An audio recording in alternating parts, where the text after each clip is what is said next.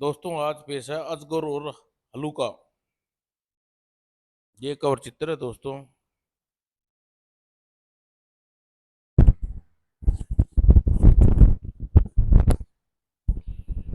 प्रीतमपुर के वार्षिक मेले में उपस्थित सैकड़ों लोग इस समय चौक उठे जब आकाश में नजर आई मुसीबत।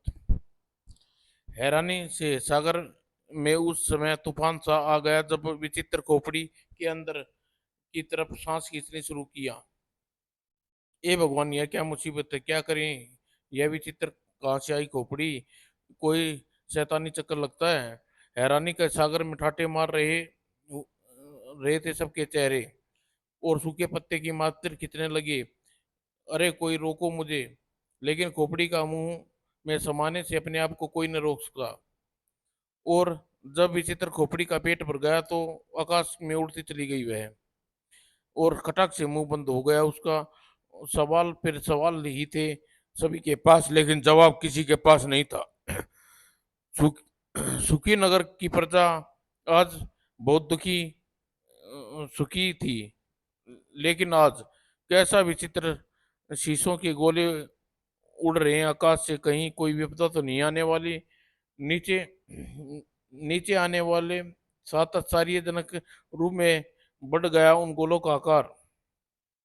लोग समझ पाए भी नहीं पाए थे कि शायद उनमें कैद कैद पाया अपने आप को गोलों में। ओह बचाओ, आह।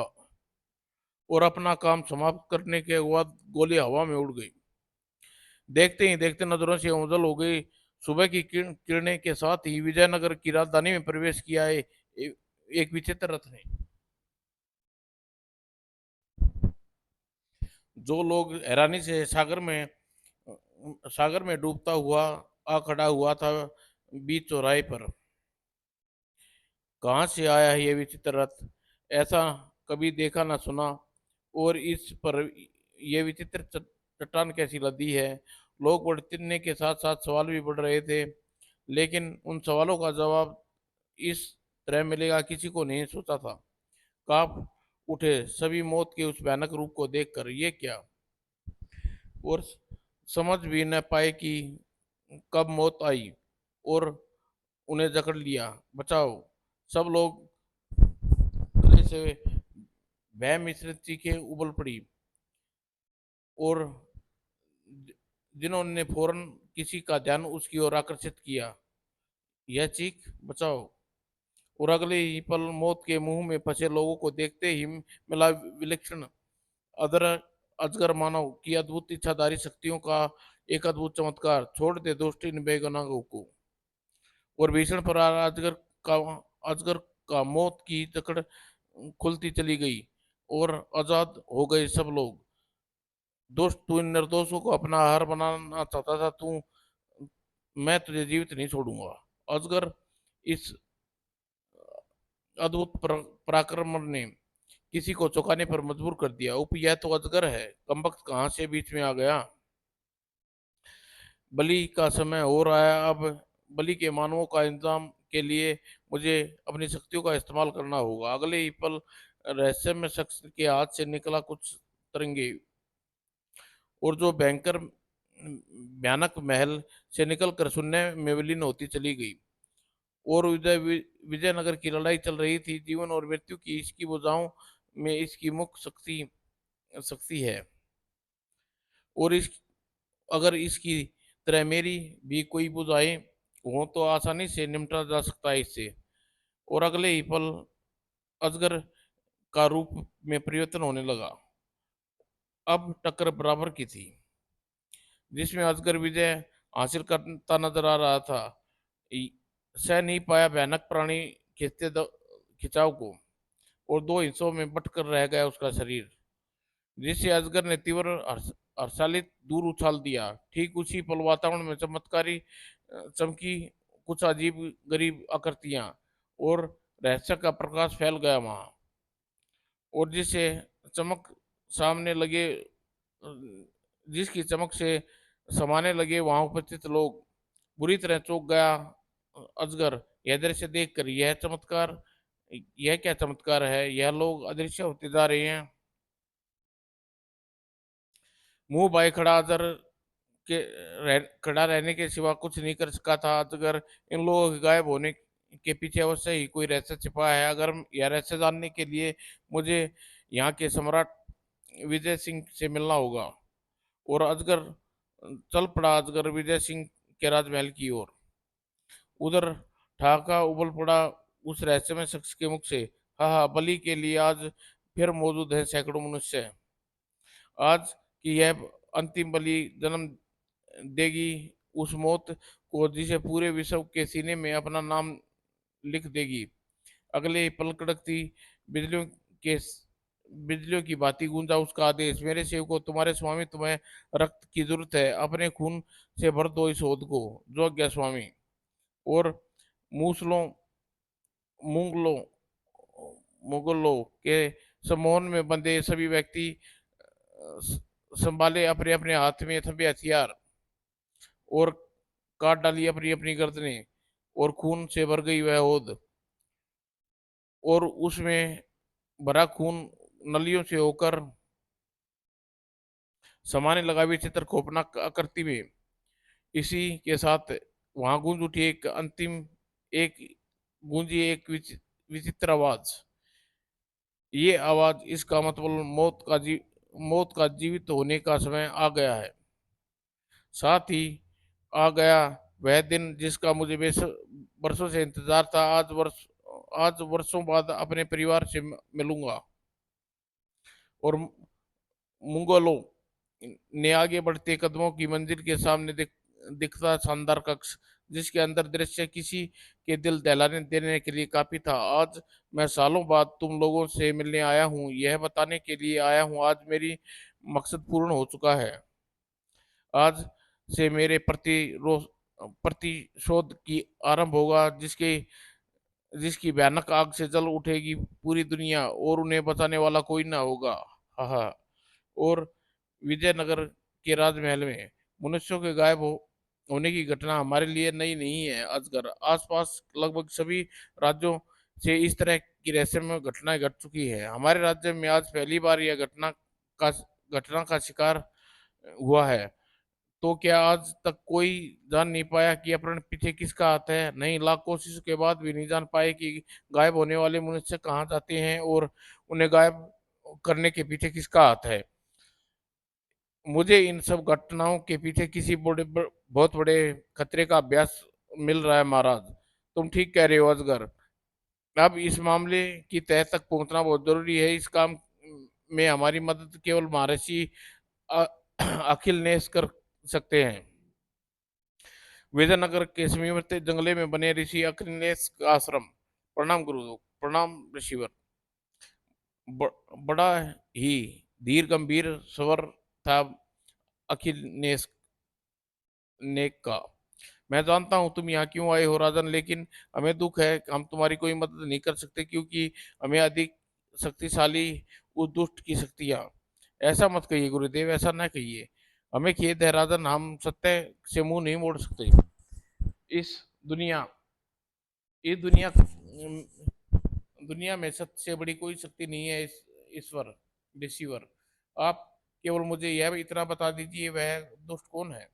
तुम्हारी वीरतापूर्ण बातें सुनकर हमें अपनी जीत का यकीन यकीन होने लगा है। सुनो, मंगोलो नाम का एक इंसान है जो पूरी दुनिया को मौत की अग्नि में झोंक देना चाहता है। और बिच्छू की रगों की तरह डंक मारे जा रहा था। चौंका दिया राजा विजय सिंह को। मंगोलो? आप किस मंगोलो की बात कर रहे हैं गुरुदेव? उसी मंगोलो की जो कभी तुम्हारा राजतांत्रिक था। बहुत सी नेक और भला इंसान था मंगोलो। हर समय प्रजा की भलाई करने में जुटा रहता था। मैंने अपनी तंत्र शक्ति से इसका बुखार उतार दिया है। बहन, अब तुम इसे ले जा सकती हो। आप मान हो स्वामी, आपने मेरे इकलौते पुत्र को मौत के मुंह में जाने से बचा लिया। जीना मरना भगवान के हाथ में है बहन। मैं तो सिर्फ कोशिश कर सकता था। प्रजा की भलाई के लिए मंगोलों ने समय तंत्र विद्याओं को नई नई खोजों में लगा रहता था। और इन्हीं प्रयोगों के एक दौरान एक दिन उसके हाथ लगी एक अनोखी तंत्र विद्या। भगवान का लाख लाख शुक्र है कि आज वर्षों की मेहनत के बाद मेरी प्रयोग सफल हो गया। आज मैंने वह तंत्र विद्या पा ली है जिसके मनुष्य अजर अमर हो सकता है। लेकिन मुझे इसका प्रयोग किस प्रकार करूं? वह सोच में डूब गया मंगोलो। तभी उसकी नजर पड़ी एक कोने में पड़े बैठे भोजन करते अपने परिवार पर।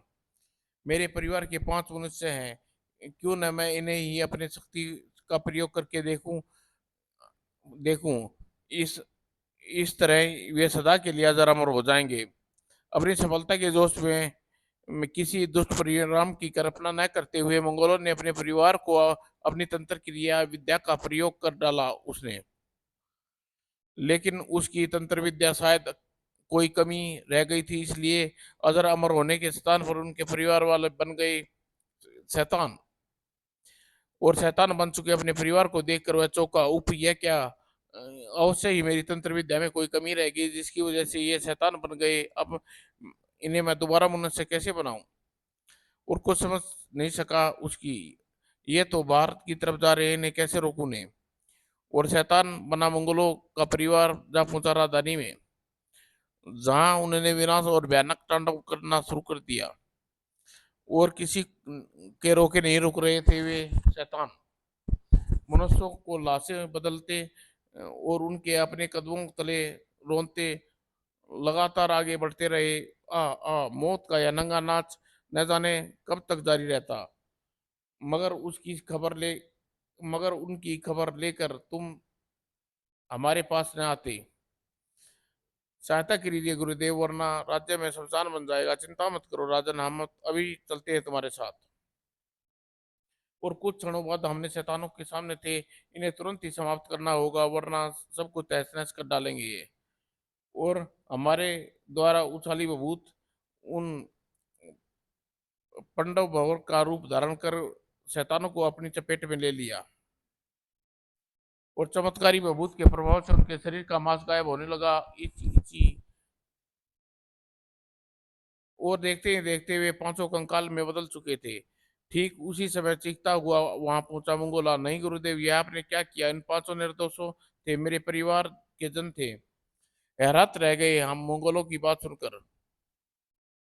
यह तुम क्या कह रहे हो मंगोलो? ये शैतान तुम्हारे परिवार वाले कैसे हो सकते हैं? हमारे प्रश्नों का जवाब मंगोलों ने हमारी सारी बात कह सुनाई, जिसे सुनकर क्रोध से उबल पड़े हम।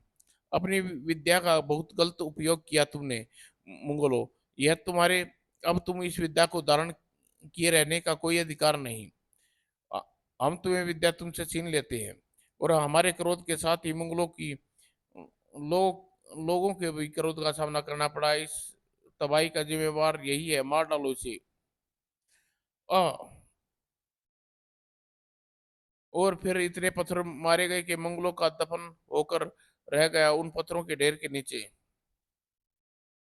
और मंगलों का मृत जानकर लोग वहां से वापस चले गए, लेकिन वह मरा नहीं था। अपने परिवार के ढेर के नीचे निकला और परिवार के कंकाल को लपट कर चीख पड़ा, जिस दुनिया की भलाई के लिए मैं दिन रात जुटा रहा, उसी ने तुम लोगों को मुझसे छीन लिया। मैं इस खुदगर्ज मतबली दुनिया का सिस्टम में टाक कर खत्म कर दूंगा। इस दुनिया को, पूरे विश्व को तबाह करने की सौगंध उठा ली उसने। लेकिन तांत्रिक शक्तियों को जन्म देने के लिए उसे जरूरत थी मानव रक्त की, सैकड़ों बेगुनाह इंसानों के रक्त की। और फिर कसम को पूरी करने के लिए जुट गया वह एक ऐसी तांत्रिक शक्ति का निर्माण में जिसका मुकाबला पूरी पृथ्वी पर कोई न कर पाई। अपनी इस जरूरत को पूरा करने के लिए उसने विजयनगर के अन्य पड़ोसी नगरों को अपना निशाना बनाया। और अपने शैतान सेवकों द्वारा लाए गए मासूम का रक्त मंगोलों तैयार कर चुका था, मौत का नाम, जिसका नाम था हलूका। हलूका मंगोलों की समझ शक्तियों की निचोड़ है। उसका मुकाबला करना आसान न है होगा तुम्हारे लिए अजगर। मानवता के बचाने के लिए मैं यह युद्ध तो मुझे लड़ना ही होगा गुरुदेव, चाहे इसमें मेरी जान क्यों ना चली जाए। दृढ़ संकल्प था अजगर। तभी चीखते हुए आश्रम में प्रवेश किया सैनिक ने। महाराज गजब हो गया, क्या हुआ प्रहरी?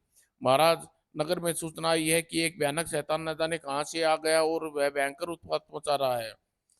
गलत नहीं कहा था दूत ने। विजयनगर में वाकई मौत का तांडव मच रहा था।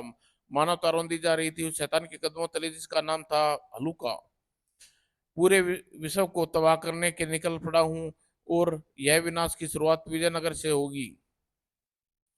हलूका को रोकना चाह विजयनगर के सेनापति ने सैनिकों को कुचल डालो इस दुष्ट हाथी के पैरों के नीचे, लेकिन हलूका को क्या कुचलेंगे ये चूहे। चिंगाड़ चिंगाड़ चिंगाड़, कई सैनिकों को लेकर मरा एक एक हाथी। और शमशान शमशान और इस राज्य में अंतर नजर नहीं आएगा कुछ पलों बाद। हाँ हाँ हाँ, कर अपनी हाँ हाँ, भाग कर अपनी जान बचा बचा नहीं पाओगे तुम लोग। हलूका के हाथों कहर को देख कांप उठा अजगर भी। वो भयानक विनाश लेकिन अब इस तबाही को और ज्यादा देर नहीं ठहरने दूंगा। और हलूका सैनिकों की मौत देने के लिए उठा चुका था एक विशाल चट्टान। यह चट्टान पीस कर रख देगी तुम लोगों को। और लेकिन सैनिकों तक पहुंचने से पहले ही नष्ट कर दिया उस चट्टान को प्रलयकारी घूसे ने। अजगर को देखते ही चौंक पड़ा हलूका, कौन हो तुम? अजगर कहते हैं मुझे और तुम जैसे शैतान मुझे मौत भी कहते हैं। मौत और हलूका एक ही नाम है, पर्यायवाची हैं। अजगर, अब मेरे पहला काम होगा तुझे खत्म करना। भड़ाक की आवाज के साथ ही दीवार से टकराया अजगर का शरीर। यह अजगर ही था जो इस वार को सह कर सलामत था। उफ, इतना शक्तिशाली वार आज तक नहीं किया मुझ पर। अब मेरा जवाब, और ऐसे ही एक शक्तिशाली वार मिलना चाहिए। इस टक्कर से हलूका अजगर की सही शक्ति का अंदाजा कर लिया। हलूका के सामने पहली बार तुम जैसा जांबाज प्रतिद्वंदी आया है। आज परीक्षण होगा मेरी अस्त्र शक्तियों का। और चीख उठा विचित्रा, और अगले ही पल उसके हाथ में प्रकट होगा विचित्र हथियार। यह कैसा विचित्र अस्त्र है, मुझे अपने बचाव का प्रबंध करना चाहिए। हलूका ने विचित्र को जानदार वार और बेहद शानदार तरीके से रोका। इच्छाधारी शक्तियों के स्वामी ने, मैं अपनी इच्छाधारी शक्तियों का प्रयोग करना जानता हूँ। और चकनाचूर हो गया विचित्र अस्त्र। लेकिन हार मानने वाला कहाँ था हलूका? बहुत खूब, लेकिन देख गोलास्त्र से कैसे बचता है तू। लेकिन यह अस्त्र मेरे हाथ से छूटने के बाद ही विकराल रूप धारण कर लेगा। अजगर कांप उठा अपनी तरफ बढ़ती मौत को देखकर। रूप ये भयंकर गोला, मौत निश्चित है मेरी। मौत की छाया आने लगी थी अजगर के चेहरे पर। अचानक रोशनी से ना उठा अजगर का शरीर, और तभी ठीक गोलाकार से टकराया अजगर। लेकिन आश्चर्य, अजगर के शरीर से टकराकर गोला सैकड़ों टुकड़ों में बिखर गया। अजगर भी आश्चर्य दृष्टि से ऊपर उठी, उसे देखा। अरे अग्नि नेक, हाँ पुत्र, हमें यकीन था कि यह दुष्ट तुम्हें पर अपनी अस्त्र शक्ति का वार करेगा, इसलिए उसकी काट लेने चले आए थे। धन्यवाद ऋषिवर, अब खैर नहीं है दुष्ट की। और फिर अजगर शक्तिशाली वार ने हैरान खड़े हलूका को दूर उछाल दिया। और क्रोध से आंखें जल उठी हलूका की। बस अजगर, बहुत खेल चुका तू, अब लड़ाई खत्म हो जानी चाहिए, और साथ ही तुम्हें भी। और अलविदा अजगर, मुझे तुम्हारे जैसे बहादुर की मौत का अफसोस रहेगा जीवन भर। बचना चाहा अजगर ने, लेकिन बच न पाया। और गूंज उठी दर्दनाक चीख, पूरा वातावरण और सब सबूत था अजगर की मौत का। और एक नजर सामने पड़े मलबे के ढेर पर हलूका ने उठा कर लगा कर हंसा। हा हा, अजगर, आज के बाद लोग मलबे के ढेर को एक नाम से पुकारेंगे, और वो होगा अजगर की समाधि।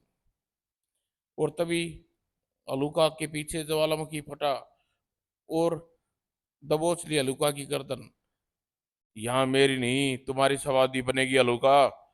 यह इच्छाधारी अजगर की मजबूत पकड़ थी, जिससे फंसकर हलूका जलबल मछली की भांति छटपटा रहा था। हलूका की इस छटपटाहट से अजगर को तेज झटका देकर शांत कर दिया। और कड़ाक की आवाज के साथ ही टूट गई हलूका की गर्दन भी, और उसका प्राण विहीन शरीर अजगर की बाहों में झूल उठा।